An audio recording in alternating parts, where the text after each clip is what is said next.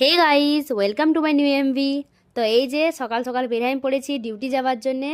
আর এই তো চাপে পড়েছি আমার বাহনে।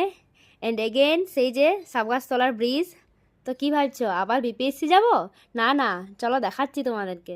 তো ওই রাস্তাটা যাচ্ছে বিপিএসসির দিকে, কিন্তু আমি যাব আজকে এই দিকে। হ্যাঁ দেখো, যাব বলতেই গাড়ি এসে হাজির।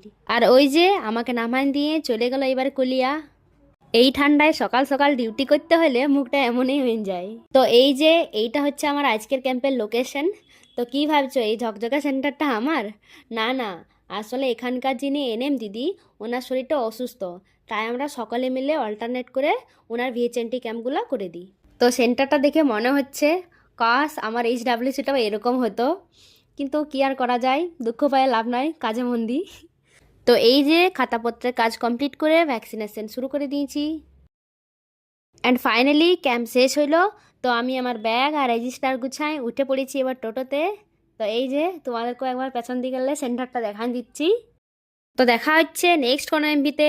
ততক্ষণের জন্য সকলে নিজেদের খেয়াল রাখো, নিজের আপনজনদের খেয়াল রাখো, আর বাড়ির প্রেগনেন্ট মহিলা ও শিশুদের সঠিক সময়ে সমস্ত টিকাকরণ করাও।